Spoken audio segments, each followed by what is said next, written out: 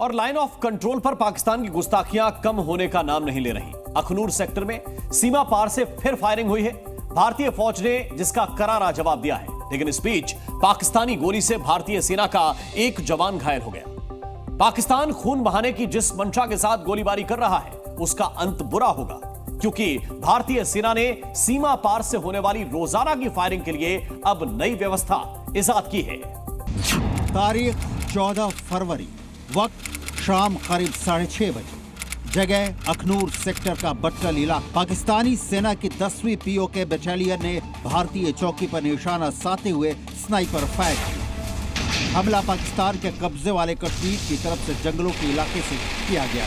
सीमा पार से आई गोली से एक जवान घायल हो गया, जिसे तुरंत अस्पताल ले जाया गया। लाइन ऑफ कंट्रोल पर पाकिस्तान की ओर से फायरिंग की 4 दिनों में ये दूसरी घटना है।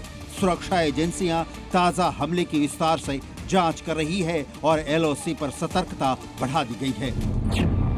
इससे पहले 11 फरवरी को अखनूर सेक्टर के बट्टल इलाके में एक आईईडी धमाके में 2 भारतीय सैनिक शहीद हो गए थे।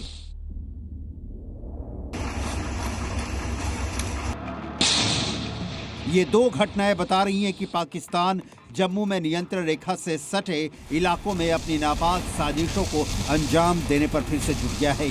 वैसे इन घटनाओं के पीछे पाकिस्तान का मकसद सिर्फ भारतीय सेना पर हमला करना ही नहीं, बल्कि आतंकियों की घुसपैठ कराना भी है। खुफिया एजेंसियों ने हाल ही में एलओसी के पार करीब 100 आतंकियों की मौजूदगी की सूचना दी थी। बताया जा रहा है कि पाकिस्तान की सेना ने इन आतंकियों को भारतीय सीमा में घुसपैठ कराने के लिए अलग अलग लॉन्च पैड्स पर तैनात किया है। इसके अलावा पाकिस्तानी आतंकी अक्सर सीमा पर आईईडी प्लांट कर भारतीय सैनिकों को नुकसान पहुंचाने की कोशिश करते हैं। पिछले कुछ हफ्तों में एलओसी के पास कई संदिग्ध एक्टिविटी देखी गई है। राजौरी जिले के नौशेरा सेक्टर और कृष्णा घाटी क्षेत्र में भी हाल ही में गोलीबारी और लैंडमाइन विस्फोट की घटनाएं सामने आई हैं। भारतीय सेना ने इन सभी घटनाओं को गंभीरता से लेते हुए एलओसी पर चौकसी बढ़ा दी है और किसी भी घुसपैठ या हमले का मुंहतोड़ जवाब देने के लिए पूरी तरह तैयार है।